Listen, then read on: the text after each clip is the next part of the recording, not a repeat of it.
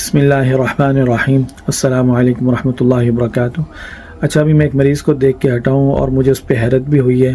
حیرت یہ کیا ہے کہ مسئلہ عام چل رہا ہے کہ ذرا سا بھی کھچاؤ کسی کو پڑ جائے، پٹھوں میں کھچاؤ آ جائے، ٹانگ میں کھچاؤ آ جائے تو، اور ہم یہ کیا ہے، یہ جسم کے جو ہے یعنی یہ ایک میسیج آ رہا ہوتا ہے جسم کی طرف سے، ہم اس میسیج کو سمجھتے نہیں، ہم کیا کرتے ہیں، ہم اس کھچاؤ کو ہی ختم کر دیتے ہیں، ٹھیک ہے، اور ہم یہ سمجھتے ہیں کہ ہم نے مسئلے کا حل کر لیا۔ یا آپ نے مسئلے کا حل نہیں کیا۔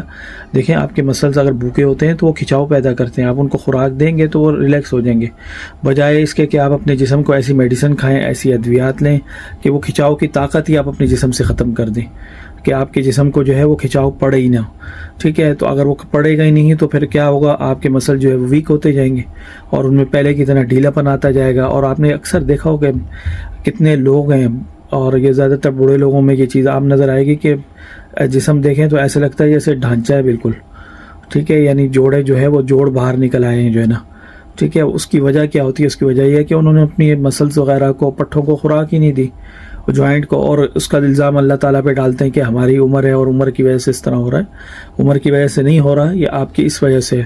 اور میں نے وہ ویڈیو شیئر کی تھی امریکی تاجر کی جو ہے، وہ آپ نے دیکھ لیجئے گا کہ اس نے کس طرح جو ہے جیسے اپنی خوراک کو کنٹرول کیا، اور خوراک کو کنٹرول کرنے سے جو ہے 45 سال سے 18 سال کو ہو گیا۔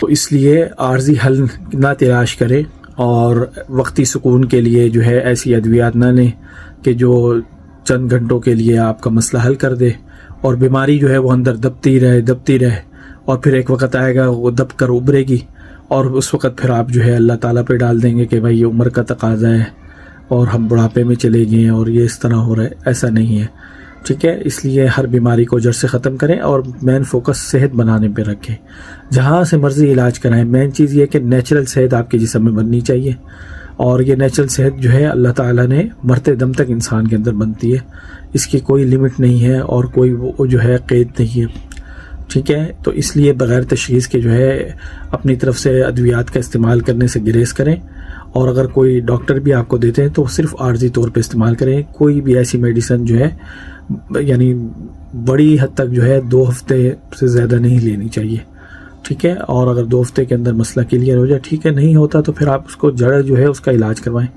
اور شروع میں ہی جو ہے آپ نیچرل کی طرف آ جائیں گے تو ہمیشہ کے لیے بڑی بیماریوں سے بچ جائیں گے۔ ہوتا کیا ہے، ہم چھوٹی بیماریوں کو جو ہے وقتی طور پہ بخار آ گیا، کوئی بھی چیز وغیرہ آ گئی، ان کے اشارے، ان کے الارم کو سمجھتے نہیں ہیں، تو پھر بیماری جو ہے وہ آگے کی طرف چلی جاتی ہے۔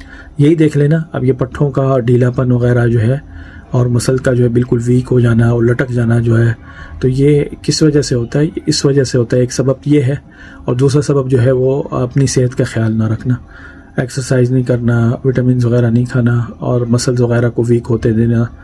تو نیچرل صحت کا خیال رکھیں اور عارضی حل نہ نکالیں۔ تو سردیوں کے اندر اگر کوئی ایسا مسئلہ ہو تو آپ ہیلدی فیٹ استعمال کریں، تو انشاءاللہ تعالی یہ مسئلہ حل ہو جائے گا۔